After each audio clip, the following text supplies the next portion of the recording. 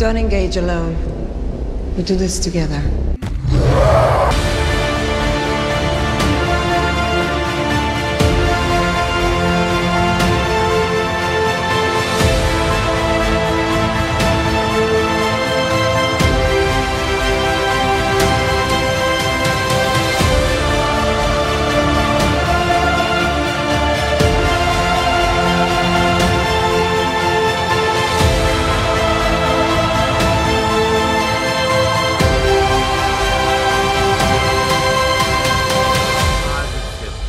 Yeah!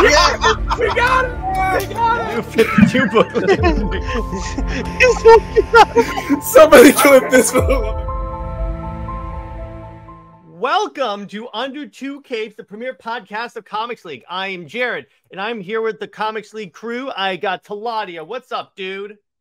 Hey guys, I'm well. And I got Nick on the show. What's up, Nick? Not much. When I heard you're doing this episode, I'd be like, you do realize you need the Reeve fanboy here. Mm-hmm. So today we're talking about, as Nick has eloquently put it, we're going to do a retrospective of the Christoper Reeve Superman movie. So I got the Reeve fanboy and I got the Superman fanboy here, and Jay will be here later. And then we got the Man of Steel fanboy. Yeah. No, and the Super Wonder fanboy. Yes, exactly. That's better. So I mean, we all know it's a better ship anyway, so I appreciate that. So, all right, let me bring this up. I love these movies. What? It's possible for Snyder fans to like other DC movies? And here I thought you were just a robot. Yes, exactly. It's just a bot. I think someone actually made when that article came out, a bunch of people put in their Twitter bios that were not bots. So anyway, I am not a Snyder bot. now what's not lost on me when it comes to the Christoper Reeve Superman movie, we're going to start with the first one. If this movie had not succeeded as it did, I don't think you would have a comic book movie genre taken as seriously as it is today, or it would look a lot different. What do you think, Nick? I think, yeah, because like this is really the beginning of the modern comic book movie as we know it. Like, yeah, there were live action adaptations for it. Like, you got the Batman, and then we've got the Superman, the Batman serials of the 40s. Mm-hmm. But like the modern comic book movie literally started here. Like this was this like you just going back and watching the movie, you can literally see all like the tropes, the conventions started here and with Superman. And plus, here's the other thing. It's like without this, you wouldn't have the Michael Keaton Batman movie. No, you wouldn't. You would not. What about you, Taladia? Your thoughts on this movie's impact on comic book movies? It was a huge impact on comic book movies. Mm-hmm. And go on.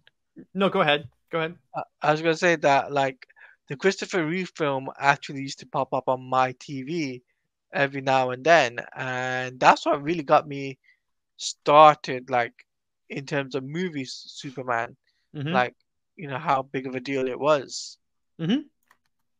Yeah, and this movie, so to give you guys an idea, this movie is basically the most comic accurate portrayal of the Silver Age Superman, where he has all these weird powers like the wall rebuilding vision and the cellophane S. I'm talking about the entire series, not just one movie. But I mean, you're even talking about the worst things, like the fact that they made crypt there's one more element. Tobacco.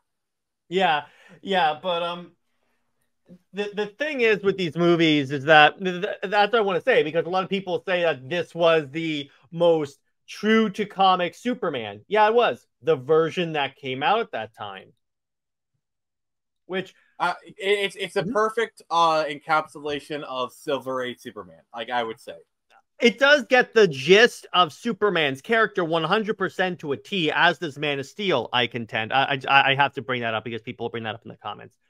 Yeah, because this is definitely informed by the Silver Age portrayal of Superman, like the 60s. Like I don't think Superman had that much of Batman had a huge reinvention in the 70s. Superman didn't really get that until I'd say the 90s.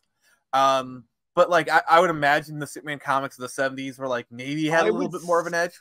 I would say after Crisis is when the Superman comics started to get a little more serious and modern. Yeah, because the Golden Age Superman, that's when he disappeared, was Crisis. So like when this movie came out, Golden Age Superman was still Superman. Mm-hmm.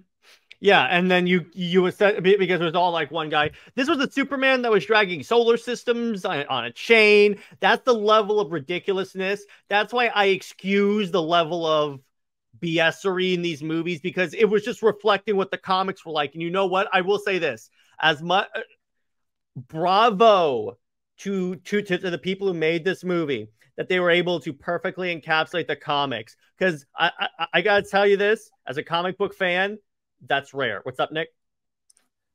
They made us believe that a man could fly. Yeah, and that's what they wanted. Like literally, that was the trailer tagline. Mm-hmm. You will believe that a man can fly, and that is like one of the most famous. Like when we talk about like poster slogans, that is probably like one of the most famous, iconic poster slogans of all time. Yeah, and then you also have the idea of it because. And what's interesting is that the story behind why they cast Reeve as Superman, because originally they were going to cast a known actor like Redford and all those other guys. But the reason I didn't do it is because if you saw him flying on a screen, you would say, oh, it's Robert Redford, not it's Superman. So they had to go with an unknown on that. I mean, also, the other thing to take into account is they did extensive screen testing with these characters. And if you just look at like Christoper Reeve's first screen test, right from the get-go, he just nails it. Yeah, like when he says, Superman. "Good evening, Miss Lane," you know, he just says it like right from the chest, like literally from the first line. He just nails the character. If you look at the footage of that screen test, he was really nervous, so he was sweating, so you could see armpit stains in the suit. I mean, fair enough. No, I don't blame him. Not knocking him at all, because you're portraying arguably the most well-known character in all of pop culture. You have a right to be nervous. So Christoper Reeve, like one of the things I really like about Christoper Reeve's acting is like he had like obviously the personality, like his physical acting with Clark. Like people talk about like, oh, it's the glasses. There's a very specific scene in the first movie. And you guys all know the scene I'm about to talk about. I wish you could play it, but copyright, you know. Where like Lois goes off and like he takes off his glasses, he stands up. It's like it's almost like he becomes an entirely different person. It's a whole act. People only say it's only the glasses because that's the first thing you see when you see Clark Kent. But you don't realize, first off, the hair. Even the new 52, when he was in bed with Wonder Woman and he turned into Clark, he would like ruffle up his hair. That's the Clark Kent hair. It's more than the glasses. It's an entire act. Because no one's gonna buy if he carries himself like Superman but just wears glasses. Everyone's gonna see through that within 30 seconds. Yeah, because the whole point is like they want like someone is like, hey, do you think Clark Kent is Superman? Like Clark Kent, that dolts? There's no way. Even to the point where even if like his glasses fall off for like a second and Lois sees without his glasses, he's still not gonna believe he's Superman because like, okay, he looks like he looks a lot like Superman, but like Clark Kent, that freaking klutz, there is no way in Hades that guy is Superman. And can I say one thing? You guys know I am not the biggest fan of Lois Lane. I like Margot Kidder as Lois Lane. What a solid by the way, real quick, Taladia, your thoughts on Reeve himself as Superman? He was a great choice to play Superman. And furthermore, he had it for that generation. He knew how to play Clark Kent. And he knew how to play Superman. Exactly. From a flick of a switch. The only thing I didn't like I will say, is there was no Wonder Woman. Well, yeah, because no one's gonna make a because what you have to understand. Here's the thing. At that time, granted, you had the Linda Carter show that would come out later, I believe. The thing about Wonder Woman is that she had a TV show. Arguably, until BVS put her in a Batman and Superman movie, she wasn't really the name where she could hold her own movie. I think she was like just right, always right below that line though. Yeah. She was almost there. It's just she showed up in BVS and then she got that little boost. Then they made the movie, and then the movie is really what solidified her as she's the icon. When people when up until BVS, when normal people thought about Wonder Woman, they usually thought about the TV show, which is a good TV show. Like Linda Carter, 100%. It's a great we need to do more content about the Wonder Woman TV show at some point. And can I say one thing? Linda Carter aged like a fine wine, boys. Fine wine. But go on, Nick. I'm sorry. It's those Amazonian genes right there. There you go. She actually is Wonder Woman this entire time. Honestly, I would not. I would believe that. By the way, one of the fandoms, when they were doing a panel for Wonder Woman 1984, Linda Carter was a guest, and she was talking about when Linda's daughter saw the scene in Wonder Woman with Gal Gadot where she emerges the no man land scene. Her daughter turns around and goes, "Now I get why it was such a big deal for you to play Wonder Woman." And I'm also, there you go. Quick aside, what I love about that scene is they go right up to the point of ridiculousness because, they say it's no man's land, no man can cross it, and you literally they could have said, "I'm not a man." They kind of say it without saying it, where she gives him a look. And then goes up because that's how you handle it. They don't say it. They pace it. They do everything but say it. But and I like that. It's subtle. It's really good. And think about it. Wonder Woman's not bulletproof, so there was stakes. She could be shot, and then she's just screw it and goes up that ladder. The slow-mo thing falling. I love how long it takes to reveal the costume. Then she does the wrist things, and then when the guy's like, "The hell is she doing?" Yeah, I love the restraint. They waited until she was in the village to then pull off the Wonder Woman theme. It's not when she first did the scene. It's only then that she actually became Wonder Woman. And the music of the scene is very good. By the way, and that was one of the scenes she earned the theme. By the way, that was one of the scenes that Patty had to fight Warner Brothers to keep. And by the way, on that note, second Warner Brothers. I have to do that every stream when we talk about these movies. But anyway, back to Superman. So that's why Wonder Woman was not in the movie. Arguably, at that point, they weren't at the point where they would even consider a Wonder Woman movie. Superman and Batman were the only ones where they would go okay, yeah, let's make a movie on these guys. Yeah, I would kind of be curious to see what other DC characters were considered in the 70s, 80s. I know a lot of behind the scenes stuff from the 90s on above, but 80s and then in the 70s when it comes to DC, I don't really know much. I'd imagine a lot of characters they could get away with not using a lot of special effects, maybe a few of the characters connected to Batman or maybe Green Arrow, but again, we're going really far away, but this is actually a good idea for another episode. What other characters do we think could have gotten movies in the 70s? Yeah, this is TBD. But one of my favorite scenes of the first movie is the first shirt rip. He catches the helicopter. He catches Lois, and he goes, "Don't worry, miss. I've got you. You've got me. Who's got you?" I like that. That line is so iconic. Also, another one of the things "Don't worry. Statistically, flying is still the safest way to travel." Yeah, and they even repeat that line in returns. I love that. Yeah, I also love they homage that scene, the Who's Got You scene in the comic Secret Origin by Jeff Johns, because first off, Gary Frank draws Superman to look like Christopher Reeve, but he catches Lois in the same way, Nick. He catches the helicopter, except this time he very nervously goes, "Hi." It was so good, and it's here's the thing about Reeve. What he nailed in these movies, because to a point, to a degree, Clark has that boyish charm, that boyish innocence, that shone through like a supernova from Christoper Reeve. He definitely put the boy in the Boy Scout. Yes, exactly.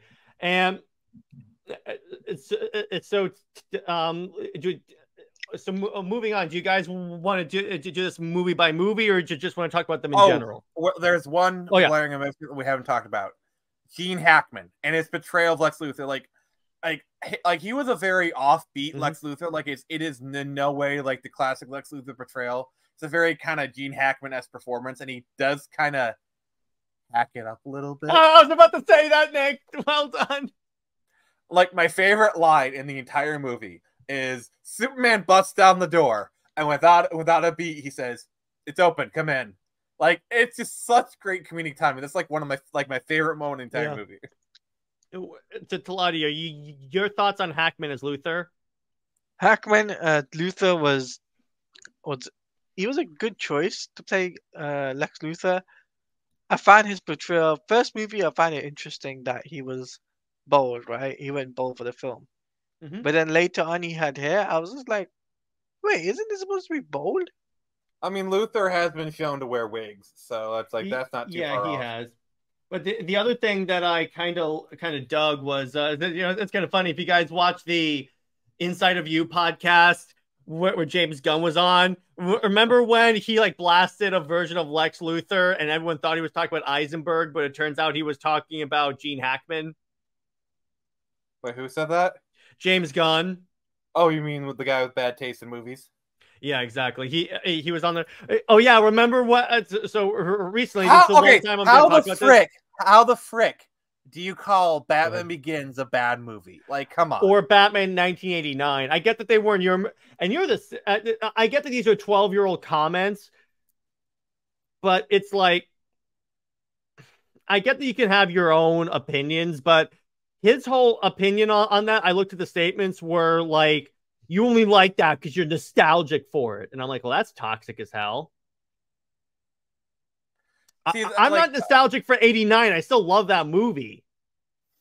See, and this is a problem. Superman Legacy is being built off of nostalgia. So this is why this is like the problem. Like I know we're talking like it's like it is a movie that is chasing nostalgia. Like it's chasing like literally the Reeves era Superman movies. So like to him to like talk badly about nostalgia, like oh you don't like it because it's nostalgic, and he's literally making a nostalgia bait movie. Not a good look. Hypocritical, huh? But remember, these are 12-year-old comments, so that's the one addendum you want to bring up. But anyway, did he walk him back? Did he change his mind? Like I don't know. But the other so going back to this, the other thing. See, here's the one ding I have about the Christoper Reeve Superman movie is that he shows up, he fights Lex Luthor and such, and then everyone automatically trusts him. Because we know, even back then, in that time, in that world, that would not happen. I disagree because this was like the Silver Age kind of thing where like they didn't really go into those kind of storylines. So I would say because of the time period, because like remember, this is like Golden Age Superman era, I give that a pass. But that's my personal feelings. I'm just going off of also when you have the fear of the other from like the Soviets and all that stuff. They're probably thinking it's a Soviet and then trying to kill him. But anyway, that's fine. It's just personal preference. That's just one ding. It's not enough to take me out of the movie and make me dislike the movie whatsoever. Again, I just want to be clear. I genuinely enjoy these movies 100% because they're a perfect encapsulation of who Superman was pre-crisis. Perfect. But so what'd you guys also think of like the portrayal of Krypton? Because remember, it was basically the North Pole in terms of the way it looked and all that stuff with all the crystals. I mean, it was crystals, like lots and lots of crystals. Oh, real quick. We got to talk about Marlon Brando as Jor-El. Like I dug it. I think he did a great job, except I love how he kept changing the pronunciation of Krypton. Planet Krypton, exactly. I mean, you got to realize this is Marlon Brando. He literally got paid, I think it was like $1 million for 2 weeks worth of work. There's $1 million in 70s money. And so like if Marlon Brando wants to say Krypton, you just that's go fine. With it. It's not a lot. It's fine. I'm totally fine with it. Oh, before we move on, the last person I want to shout out, like this film is actually surprisingly stacked if you look at it. John Ford as Papa Kent. I think John Ford's portrayal of this character literally set the benchmark that we're still following today. Like if you look at John Ford's portrayal, like it informed the DCAU. John Snyder's version of Papa Kent is John very Snyder. my middle finger is itching and I'm trying to hold it back. That's hilarious, Nick. John Snyder. Okay, then what's his first name then? Zack Snyder. No, I'm talking about from Smallville. I don't know. My God! I'm pretty sure his last name is not Snyder. I said Schneider. You said Snyder. It's You Bo said Duke. Snyder. You said Snyder. Dude, like, guys, it's Bo Duke from Dukes of Hazzard. Like, seriously. Like, Oh, I thought you were, when you said just I thought you were confusing the I'm Zack talking about Snyder. Papa Kent from Smallville. No, I know. I didn't know you were talking about Smallville. I thought you were talking about Man of Steel. Nick, you don't have to send me the article. I know what I know what it is. I know who you're talking I'm about. looking up his. Okay, so all right. I'm looking. In the meantime, to lot. Yeah. His the actor's name is John Snyder. So like. Okay, I thought I didn't know you were talking about Smallville. But anyway, Taladia, your thoughts on like how Krypton and like Jor-El was portrayed in this series? Jor-El played like the comics, literally to a T, to the bone. Krypton felt like Krypton. For its time, it definitely lived up to the expectations for sure. Also, the boys are here. Talking about like stacks, I'm gonna go. Okay, this might be J-Heat. I'm gonna need to steal your shtick for a second and say a really hot take. I think Terrence Stamp is a better Zod than Michael Shannon. Objectively speaking, I just think like Michael Shannon's a good Zod. Subjectively speak, that is subjective. That is very subjective. I'm sorry, let him cook. But like, I'm sorry, but like Terrence Stamp, like kneel before Zod. It's just he has such a commanding presence. Like I think Man of Steel. Again, if Terrence Stamp Zod met Michael Shannon Zod, Michael Shannon Zod would kneel. No, Michael Shannon Zod would tear Terrence Stamp's head off. No, eventually, in a double cross. But I have to give this one to Nick because say what you will about the campiness out of Superman 2, but that actor's portrayal of Zod carried the third act of that film. Kneel before Zod. No, that's fine. It's not have to give objective. him that. It's subjective. I need to get a drop that's like all of our that's like this panel, and then the word subjective just pops on the screen. Subjective. I mean, just remember, we're talking about fictional characters. Yeah. Okay, they're talking about fictional characters. Fictional characters. By the way, I saw that whole movie. I love it so much. It's so funny. But Fictional characters. I don't know if y'all have already addressed it, and I might end up saying it again. But I just want to give a moment of silence to not only the loss of Arlene Sorkin, but a very valued colleague of all our channels, Mikey Sutton. More on that in a CLD tonight, but okay.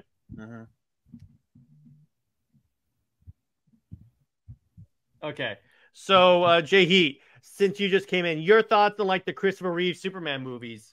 It's solid. It definitely cemented Superman for a generation, especially with the Comic Code Authority, which took up the majority of the Silver Age. But I feel like out of all the characters when the Silver Age hit its stride, Superman was the least affected. Yes, Flash and Green Lantern were rebranded for Barry Allen and Hal Jordan, respectively. Did you just say Hal Stewart? No, I did not. I said Hal Jordan. Yes. Jared? Yes. Taladia's got me on this. Taladia's backing me up on this. I had that. Subjective. But even if you had rebrands for Barry Allen and Hal Jordan, respectively, Superman was barely affected in the Silver Age other than being slightly nerfed compared to his Golden Age counterpart. Like problematic back then. He was just saving cats from trees back then, or dragging solar systems and it'd shove him a chain. I always bring that up. Jared, what did you think of this portrayal of Perry White? Like, he's not like the most important character, but he is in all 4 films. I think he does. I like it. I think he plays a pretty solid Perry White. He's about even for me in terms of him versus Lawrence Fishburne in terms of good portrayals of Perry. Yeah, this version of Perry White is very much like the old school. This definitely comes out of like the Watergate era of journalists. I mean, it's like 3 years removed from Watergate, but like, I think he's a good character. I gotta say, I think Lawrence Fishburne's portrayal is better because they kind of gave him more to work with, like made him more of a actual character instead of just kind of like background dressing. Because like Perry White's character is like kind of like very flat and just he's there, whereas Lawrence Fishburne is just such an amazing actor. It's just like I don't know. It's just I care more about Lawrence Fishburne's Perry White. Well, in other news, the point is the point is they're both really great portrayals of Perry White. That's what we can all agree on, I think. Yes, but I like that the whole Daily Planet staff is awesome. I love this Jimmy Olsen. I think he's great. And I did a collab with Robert from that I hang out with a lot on Nerd Stream. We talked about why Jimmy Olsen is one of those characters that you have to keep in the Superman mythos. He brought up the Snyderverse killing him off, and I said, did they really? Because that was a CIA operative that was using his credentials. Yeah, like honestly, they never even called him Jimmy in the. He introduced himself as Jimmy Olsen, but again. CIA people assuming people's identity. There is enough there that like also like the Daily Planet is definitely big enough that like there's a photographer named Jimmy Olsen that Lois has never met, you know, that she got assigned with, like, or it could have just been a new hire, you know, like, or just like a contract. There's a million ways you can go with it. Here's my headcanon. Jimmy Olsen was a contract photographer. Like they basically contracted out a photographer. He didn't work for the Daily Planet, but he was like a photographer, you know what I'm saying? Like, you know, it's like a temp gig. Like, hey, we need you to go over here and do this, you know, kind of thing. And they basically, they took Jimmy's identity and had him be that. So that wasn't the real Jimmy Olsen. The real Jimmy Olsen is in a basement somewhere tied up, you know, or whatever, you know. Or like they paid him off and said, hey, we'll take this job. Hey, why don't you go on a vacation to Florida? Yeah. Hey, here's your tickets to Disneyland. Ride every ride. Just, you know, be gone for a week. Yep, there you go. There's any number of ways. But how do you explain the death of Robin? Well, here's the thing. You could always change the tombstone because that's literally the only reference, and it's a very small reference that being Dick and it Grayson. Wasn't even in the movie. It wasn't. I don't. I think when I think of that scene is probably in the extended cut. But the point is, and even then, they never showed it up close. It was like he kind of walked past it. It's a so easy retcon. I mean, it's really easy to get rid of. Okay, here's my retcon. The Robin that died is Jason Todd. Nightwing has been in Bloodhaven this entire time. The reason you don't hear Nightwing is because Richard got so disgusted with Bruce after he let Jason get killed that they're not on speaking terms. They haven't spoken for 10 years. Yeah. You could even adapt what they did in season 1 of Titans, have Dick be very upset at Bruce for killing and being a brutal Batman. There you go. 100% there. So you basically have Richard. He's either in Bloodhaven or Detroit, you know, and he's like on the police force and then doing the Batman, which, speaking of, you know, Richard being both police officers. Save that for after the show. But, okay. And actually, Nick, that's a great idea for in the Snyderverse if they want to explain the transition from Robin to Nightwing, because it could be like he was so disgusted by Batman, he didn't want to even assume any identities created by Batman. So he was like, no, I'm done. Okay. Wait. I'm gonna jump off from what you're saying. So Batman started to get dark. He started killing people.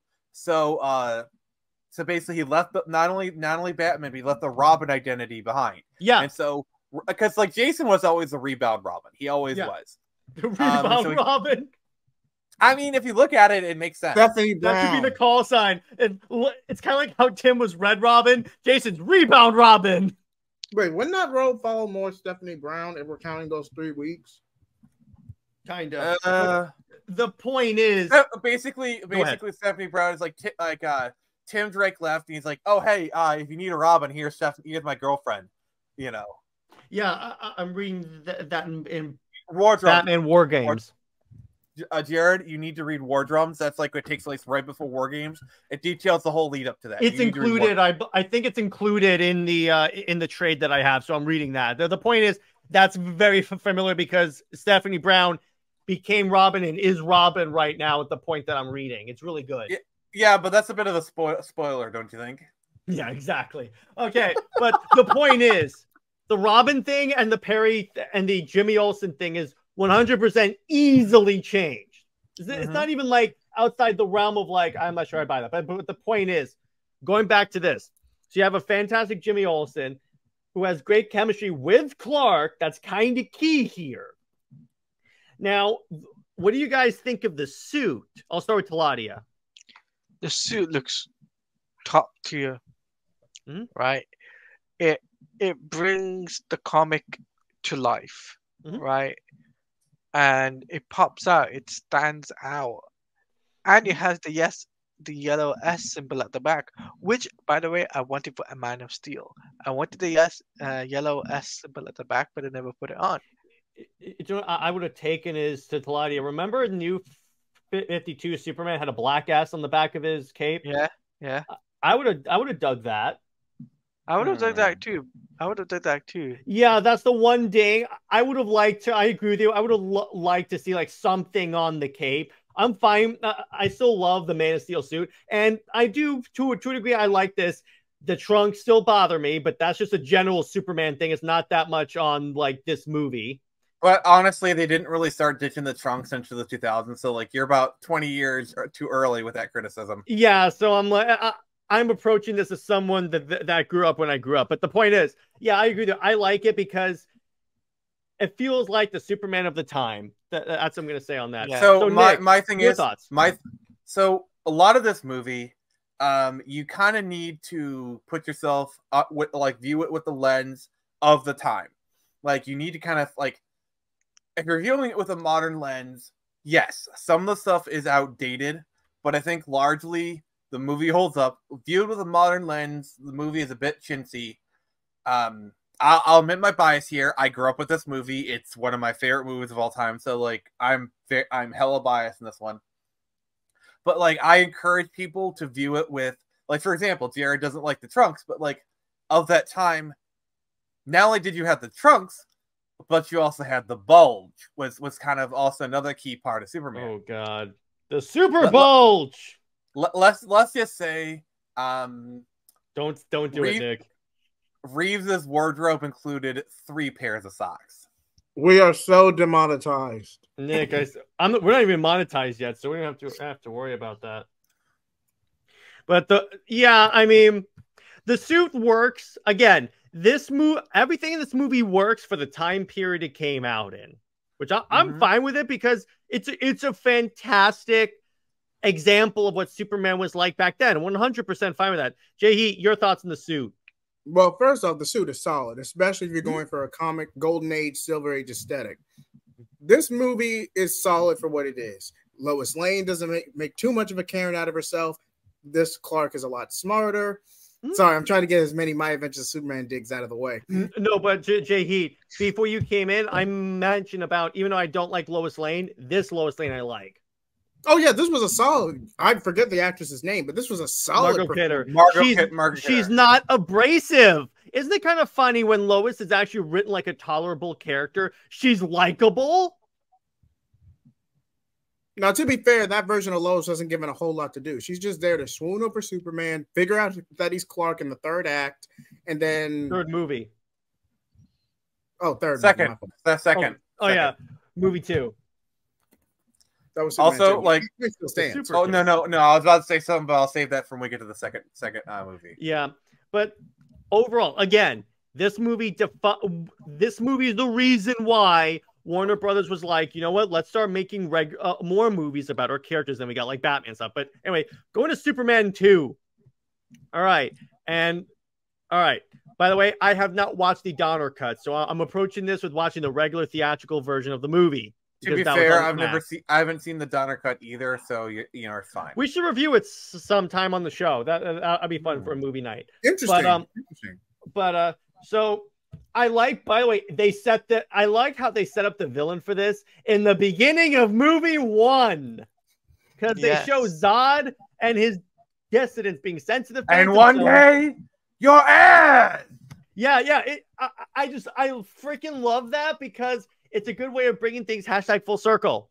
Like, I will say, it links them together. I think, while I will agree, Man of Steel probably did that scene better.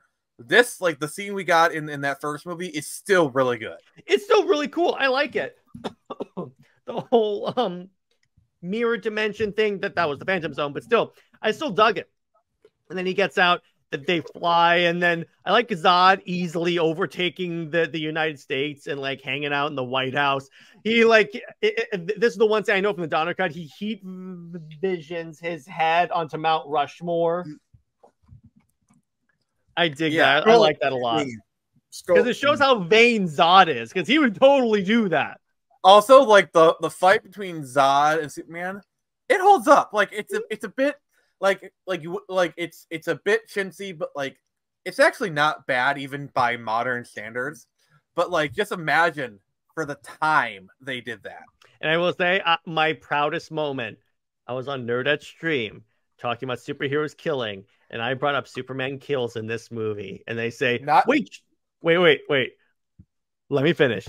And then they go, wait, Jared, what? And I go, at the end of the movie, when Superman does the whole red sun thing, but he reverses it so it's outside the chamber instead of inside.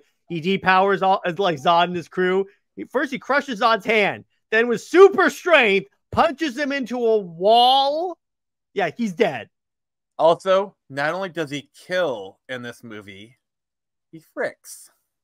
Yeah, that too. But I was like, that's not really an essential part of the movie. So, by the way, if he didn't have his powers, how did he get out of the Fortress of Solitude and back to normal civilization?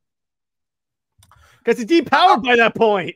Also, I just want to say, I love how, like, also, like, it's also kind of important in this movie because, like, Superman Returns goes, like, steps off from this movie, and, like, that scene I just mentioned is kind of the setup for Superman Returns. Mm-hmm. Yeah, exactly. And so, again, this was I don't know about you guys, and I'll go around the panel real quick. I think this was a solid sequel to a pretty good movie. So I think that this was the point when yes, it was like at the peak. And then Superman 3 is like, and then 4 is like, oh, we're going down to the bedrock, baby. But who knew rock bottom had a basement? I'm gonna go around on the panel. Jay Heat, your thoughts on Superman 2? Solid sequel, solid film, great casting all around. Though the one nitpick, and I'm probably gonna get some flack for this, is the third act where Clark kind of like reverses the polarity. Everyone in the room should have been depowered. Like, no, they were. Everyone in the room were. That's the thing. The other Kryptonians, the other Kryptonians were depowered. That's how he was able to easily overcome them. What he did was he got in the chamber, so he was protected. I know because I recently rewatched this movie. I might be confusing this with the Family Guy spoof they did about 10 years ago, but wasn't there a scene where Superman tosses his cape and Zod gets caught in it? That was the cellophane S. Yeah. Mm-hmm. So the shield. Kind of what they're referencing. Yeah. Yeah. So, Nick, your thoughts on Superman 2? Yeah, I definitely think it's a really good, solid follow-up. I know a lot of people. So I know some people who like this even more than the first one. Yeah, it's a really good, solid duology. You know, like the whole like kind of like the depowered stuff is really good. And yeah, then the series just kind of takes a nosedive after this one. Taladia, your thoughts on 2? Superman 2 was a good sequel. I've seen the Donner cut myself, so I know which one looks better. The depower stuff was great.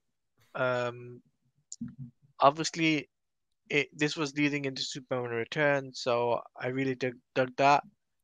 And as well, I like the idea the father passes the power to his son. Mm-hmm.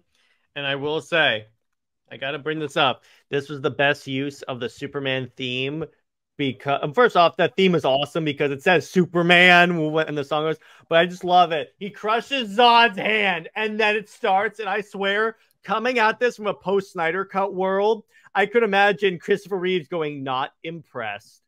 I was like, that is just the way he looks at Zod when he crushes his hand, and I'm like, that is badass. Nobody believes this when I say this, but Man of Steel literally was just Superman 78 and Superman 2 combined into one, or structured and more and told in a more modern way. In other words, it's like told in a more serious way, but still like not in a dark way. And no, this is the one point where I will disagree with Rob. And Rob, if you're watching this, yes, I'm calling you out on this. This is 100%. And Nick, you have said this many times in the show. This is Man of Steel is not a dark movie. It can have some darker moments. I mean, like I said, the second one can get a little dark at times, especially with the ending. But it is not a dark one. Yeah. So edgy at best. Edgy at best. Yeah. Moving on to Superman 3. Oh boy. Do we have to? All right, let's skip. Actually, no, Jay Heat. Your thoughts on Superman if I have to 4? Go through Quest of Peace, you're going through Superman 3. You Wait. Yeah, we're talking about Superman 3. That is not us for all debate. right, Nick. Your thoughts on Superman 3?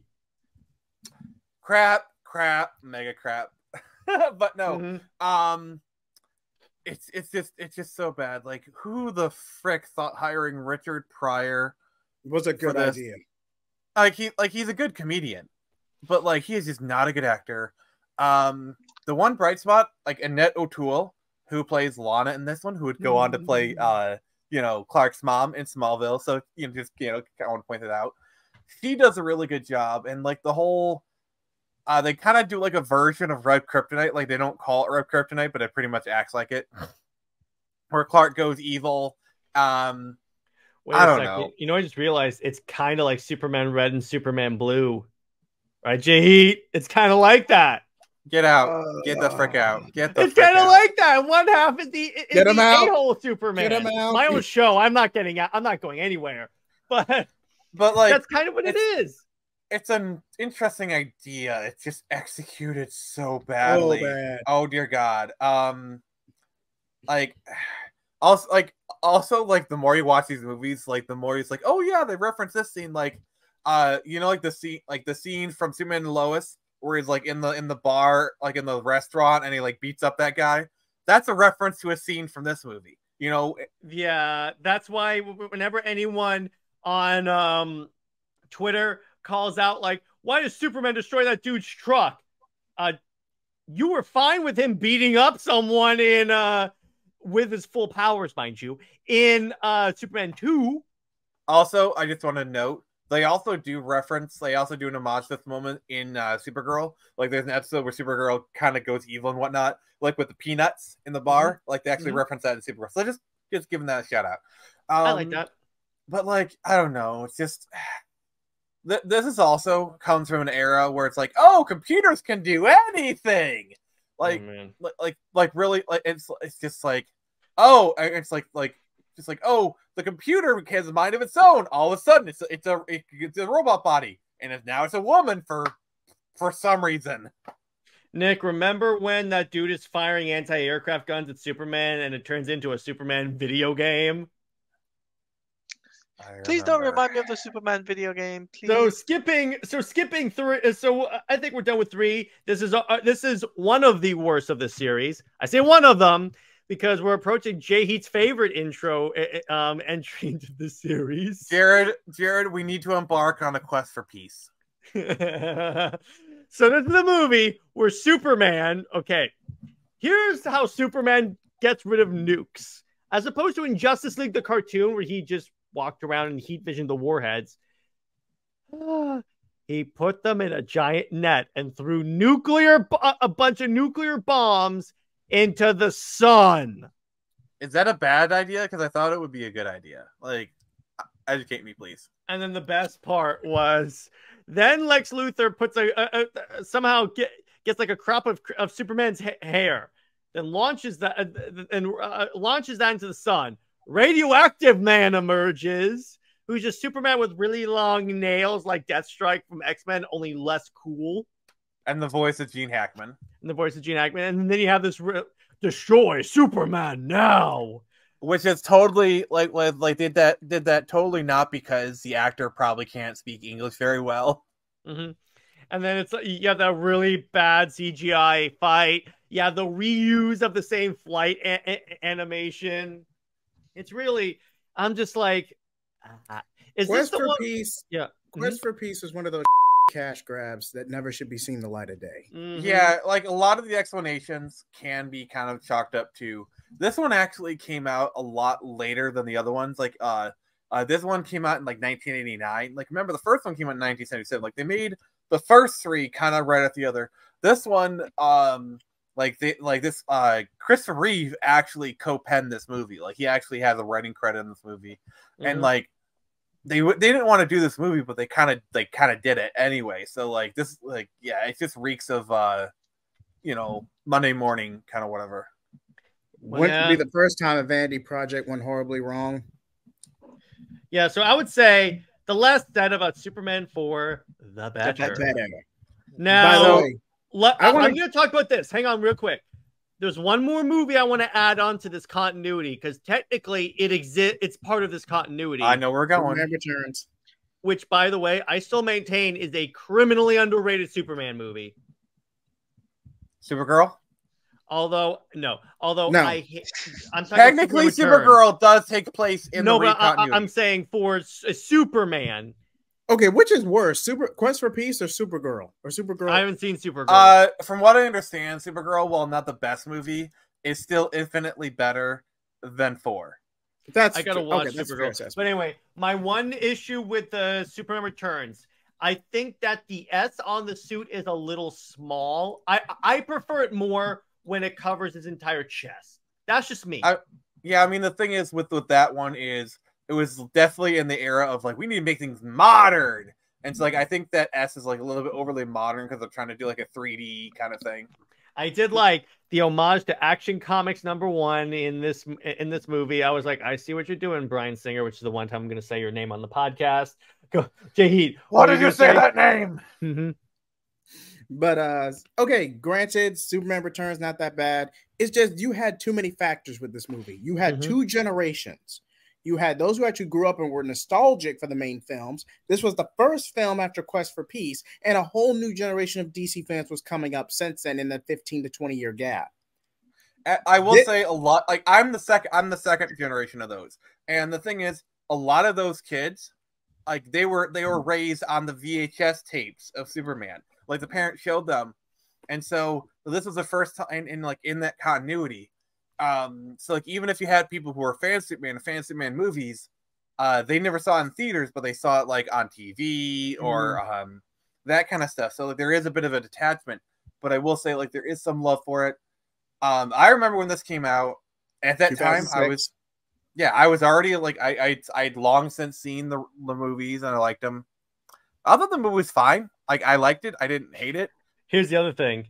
So remember I said earlier in the show, to bring this hashtag full circle, about how the Reeves movies were a good encapsulation of what Superman was like in the comics? This movie, okay, here's the problem with this.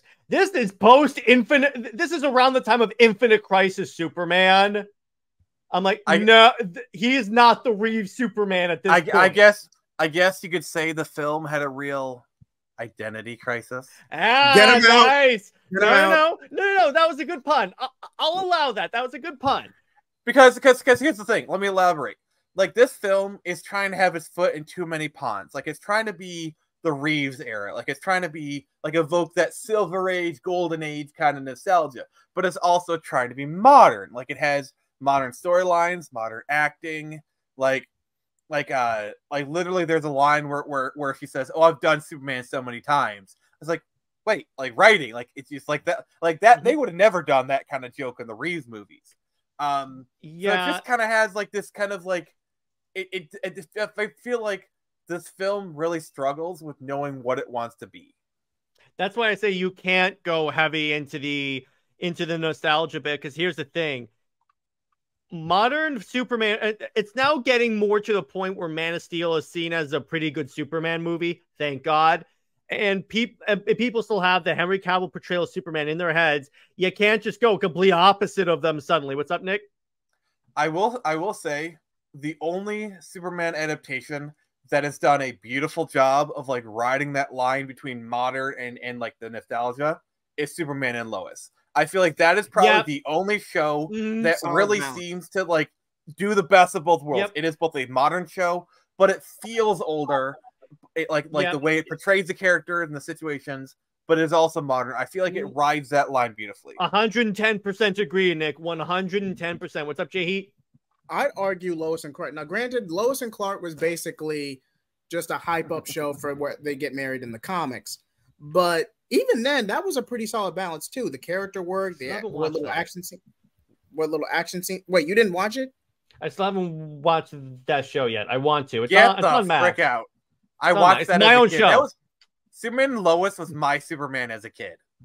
Dean Cain, baby. Dean Cain. Which by the way, we like, how cool would it be if we got Dean Cain on your show? I have a hookup with Gabe, so we never know. Like, dude, when you get monetized, you need to try and get. That's gonna be a monetized. That's gonna be a live. Again, this is exactly why all my live streams are monetized. You can say I interviewed Superman. Yes, I interviewed a Superman. I'm totally fine with that. I'm totally fine with that.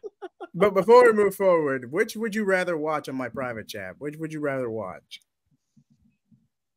Superman. Okay, so the question is, what would you guys rather watch? Superman 3 and Quest for Peace, or binge the Star Wars sequel trilogy from beginning to end, or Indy 5? Can I just shoot myself in the head? Like I would just do Indy 5 because I only have to watch one movie then. I choose. Think about it, Nick. Brain. No, Nick. Think about it. If you choose the Indy 5 option, you only have to watch one movie. That minimizes the suffering. Yeah, but Phoebe Waller-Bridge is in it. But Phoebe Waller-Bridge is in it, so it's I'll be on my phone the entire time. You don't say I had to pay attention. You said I have to watch it. I have to watch something that Phoebe Waller-Bridge is in. That's true. That is very true. Oh, you mean you don't want her playing an SJW droid in Solo? No. Yeah, I know. But so I think that's a. By the way, Taladia, your thoughts on Superman Returns? Superman Returns. The only good thing about that film was the soundtrack. Everything else. That is true. That is true. I got to give Taladia that one. That airplane save scene was dope. Yeah, I mean, that was pretty much just like straight up ripped up from Superman 1, but yes.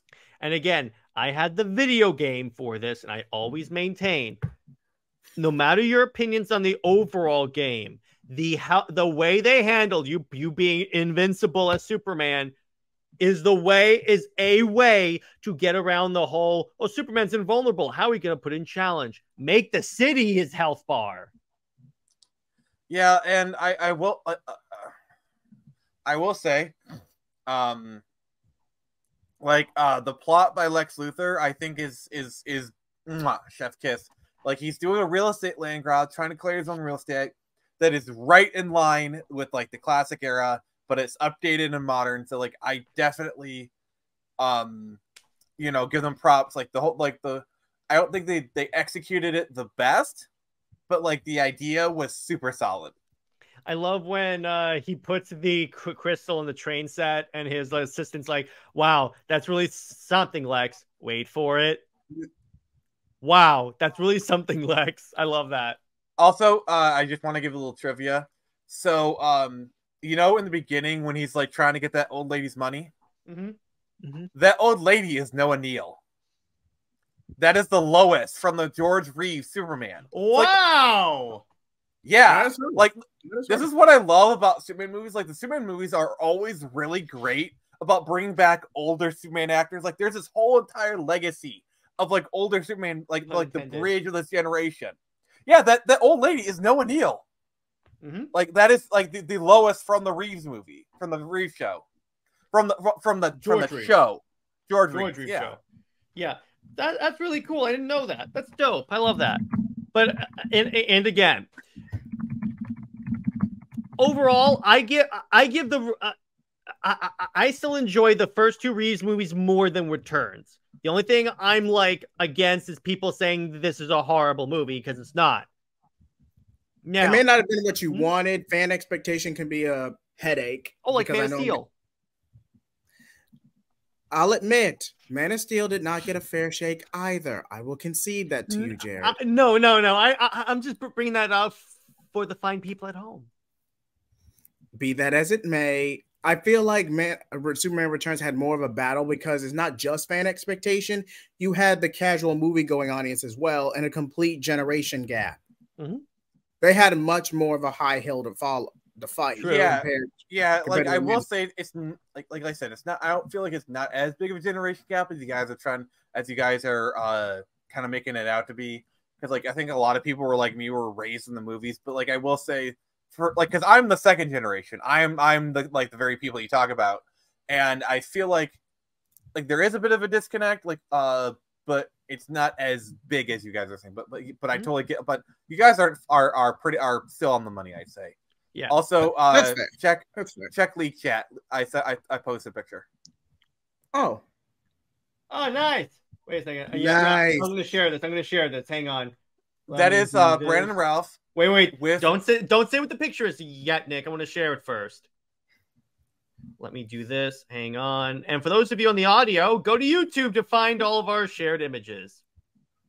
Go ahead. So that is Brandon and Ralph with Noah Neal, Lois Lane, and then Jack Larson, Jimmy Olsen. I will say, by the way, here's the other thing I want to talk about. Brandon Ralph was a perfect continuation of the solid Reeve casting. Superman. Yeah. Solid casting. He got done dirty. Yeah. For that Superman, he was fine. I'm just gonna say this. I think Brandon Ralph could have handled the Man of Steel material perfectly. I think he could have pulled it off. He could have. We've seen him enough in other things to where literally just not change a single thing. I think he could have handled that material almost as well as Henry Cavill. Yeah, because he handled the darker Superman tale in the CW when he was Kingdom Come Superman. And if you see him in other things, I think he has the acting chops. Obviously, he's not as ginormous as Henry Cavill. Dear God, far less star power. But all in all, he is one of my favorite Superman castings. So there is that. So on that note, everyone, I think that's a good place to leave it. All in all, these are really fun movies. If you want to see what Superman was like back then, watch the first two movies. Ignore the last two, and you're good to go. So I'm going to go around and ask the boys what they've got coming out. I'm going to start with Nick this time, since he has some very interesting things to share. Nick, take it away, son. Well, actually, I want Jay Heat to go because I need to grab some stuff. Okay, Jay Heat, go on. Thank you. Well, first, I just want to thank everyone for getting me to 166 subscribers. Yeah! So I'm almost at 170. So hopefully a road to 170 video will be in the works. Mm-hmm. Also, God Killer 2 will come out this Sunday. Oh, hell yes. And Jay Heat and I had a meeting last Sunday about stuff we want to do. Let's just say Wonder Woman gets angry. All right. Wait. So go ahead, Nick. Go ahead. I'll come back later. Nick, go on. All right. So thanks to the help of all you wonderful people and the people in the audience, I have reached 400 subs. And the deal was, if I made it to 400 subs before the end of the month, I would do something. And I reached 400 subs before the end of the month. And because I'm a man of my word, also a bit of a glutton for punishment. Yes, you are. Here we go. This Thursday on my channel at Wednesday on my channel at 6 p.m. we'll be doing the 400 subscriber special where I will be reading this. Spider-Man Sins Past with the voices, and he will make the Norman Osborn face. You know the face I'm talking about, everyone. I wouldn't have wished that on my worst enemy. Also, hey, I have to make a Wonder Bat stream if I reach a K, okay? That's tame in comparison. That's me. Jay Heat, Taladia, you both are welcome there on the stream. I'll see what I can do, man. I'll see what I can do. Also, and this is really big. You guys are gonna dig this one. So, okay. So this Wednesday, the replacement for the Super Split Screen Brothers will be hitting your inbox. I will be launching with Jared, the best co-host ever. I will be watching a new show called Comic Swaps. We'll be doing like interviews, reviews, commentary, and the first episode we will be reviewing Nightwing Volume 1, A Night in Bloodhaven, written by Chuck Dixon and drawn by Scott McDaniel. And Nick, there's something special about that author. Yeah, he's a really cool guy. We've interviewed on him, and I've spoken with him. Like, I'm sorry, but just saying that, just like, so I've spoken to him, and he has agreed to make a cameo in the video. He's going to record a 2 to 4 minute video talking about this book and whatnot, and it'll be played during the episode. So, Comics Watch, Episode 1, A Night in Bloodhaven, featuring Chuck Dixon, will be airing Wednesday at 1 p.m. That's pre-recorded, but we're back, baby. And Nick, I know we never established a date on it, but we did agree to do a certain collab featuring the Chuck Dixon run. You remember what I'm talking about? We'll talk later. Yeah. Okay. Claudia. Yes. So your boy is going to be doing My Adventure with Superman, episode 9 and 10 tomorrow. If you're watching this later, you already know it's already done. Myself and Jared live reaction. And then I think it's next week or the week after, myself and Jared will be doing our Super Wonder coverage, our monthly coverage where we talk about Superman and Wonder Woman from issue to issue, from the start to finish. 52 series. Yeah, the new 52 series. So we'll be talking about in depth into it, talking about the goods, the bads. We'll be talking about the artwork. We'll talk about everything about that book, about each issue. So stay tuned for that. About the spelling. I actually want to promote this as well. Good luck when you get to the Tomasi run. No, we're skipping that. We're skipping that. We're skipping Tomasi. Also, to be fair, if we're talking about Tomasi Nightwing, that is literally like at the very tail end of this run. So like we're not even. No, we're talking about Superman and Wonder Woman because he came on that book, Nick, and sabotaged it. Yeah, I mean, to be fair, he never admitted that though. He never admitted it. All right, I have a very low opinion of Tomasi because Tomasi came on like the tail end of the original Nightwing run back in the late 2000s, and his books were so bad. Like they weren't like offensively bad, like they weren't like stuff in it, but they're just so bland and just boring. And Tevia, if you've watched this long, I know you're going to say this. Just because he wrote Super Sons does not mean he's an overall good writer. I enjoy his Green Lantern, but that's about it. But even we do badmouth Tomasi, he has matured and improved his craft since the Dixon run. We got to give him that. He has, but except for Superman and Wonder Woman. But I'm not gonna like say bad things to his face. I'm not like that. But back to Taladia. Yeah, but back to me.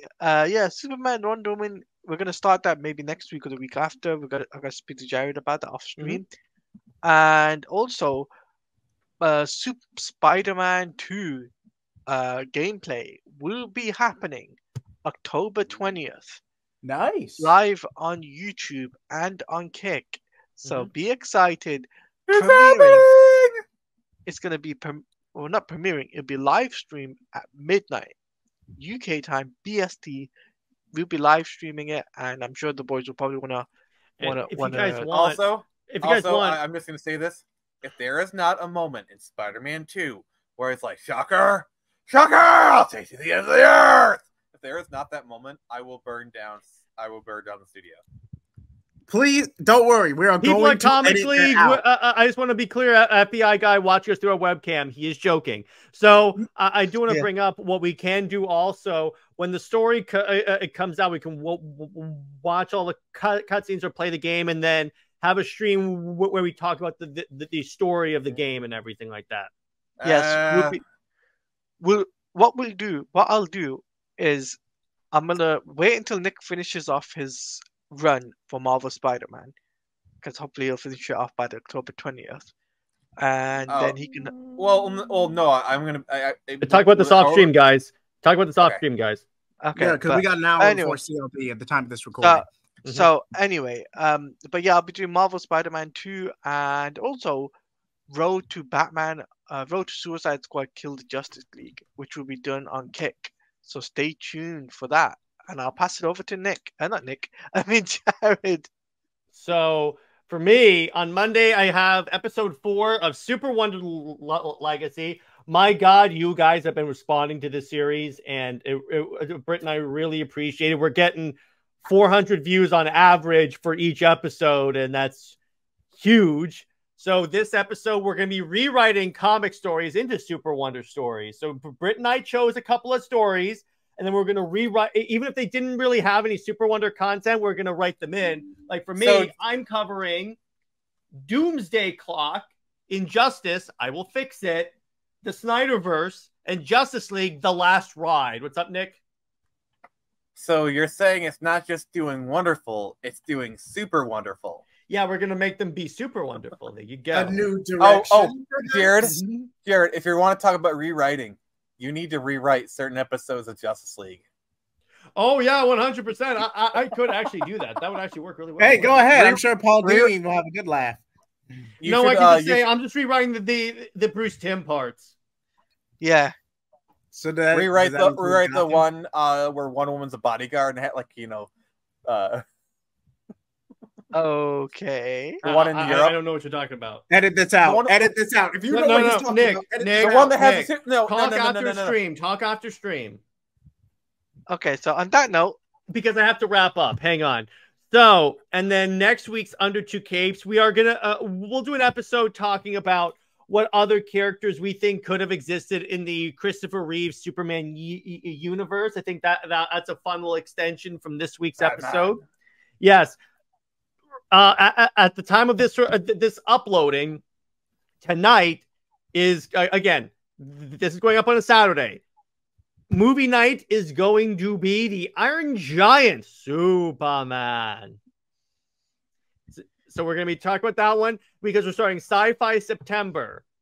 And it's going to be really fun. I remember, so the way it's going to work, we're doing Iron Giant, then we're doing Alita, then we're doing Batman Return the Joker. I have to do Batman Return the Joker then because it's on Batman Day. And then we're doing, I think, Back to the Future. Yeah, and then we're ending with Back to the Future. So anyway, and then we launch into we don't really have a fancy name for it, but like October, like spooky whatever. October. How's that? Whatever. But the point is, we're doing October scary movies, and then November we'll be finishing the DC AMU movies. So on that note, everyone, stay heroic. We will see you in the next episode. Thanks. Bye-bye.